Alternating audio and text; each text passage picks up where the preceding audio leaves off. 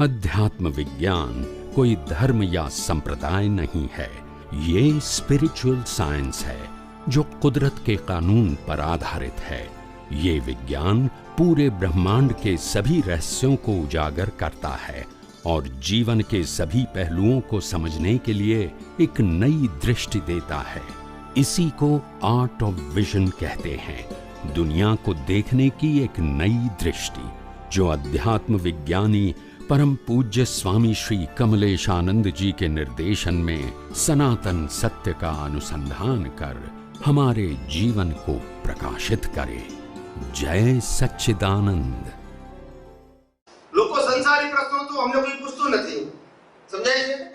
13 वर्ष 30 वर्ष no record छे, कोई व्यक्ति हमने संसारी प्रश्न पूछतो કે ભાઈ સાસુ ને વહુ ના ઝઘડા, હસબન્ડ વાઈફ ના ઝઘડા, છોકરા ને મા બાપ ના ઝઘડા, એ પ્રશ્ન ને આ વિજ્ઞાનમાં સ્થાન જ ના હોય।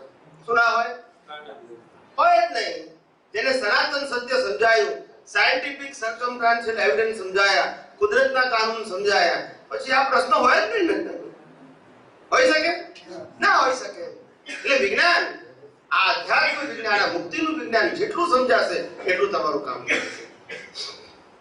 અને આપણે વિજ્ઞાન પાપ કરવાનું છે। મેં વારંવાર કહું છું કે તમે અમને ના વળગી રહેશો, વિજ્ઞાનને વળગજો। અમને મળવું એ ઉદય કર્મ છે, પણ વિજ્ઞાનનું એપ્લાય કરવું એ તમારો પુરુષાર્થ છે।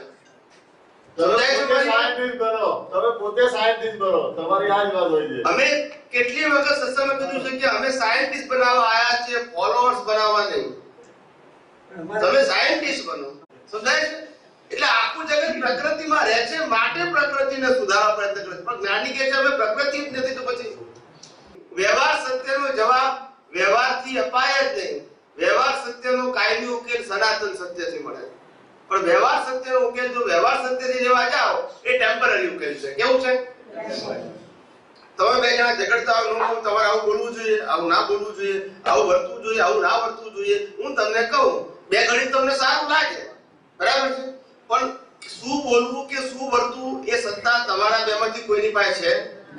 એટલે વળી પાછો પ્રશ્ન ઉભો થાય કે અમને સ્વામીજીએ તો જ્ઞાન આપ્યું પણ આપણને કેમ ટકતું નથી?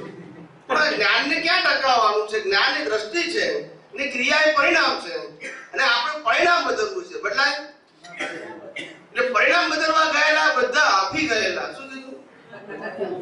આપણે જે દ્રષ્ટિ બદલો, શું કીધું? કૃષ્ણ ભગવાને પણ મહાભારતમાં અર્જુનની દ્રષ્ટિ બદલેલી, દ્રશ્ય નતું બદલ્યું, ગુરુ ના બદલ્યા, ક્રિયા ના બદલી, ધર્મ ના બદલ્યો, ખાલી શું બદલ્યું? દ્રષ્ટિ બદલી।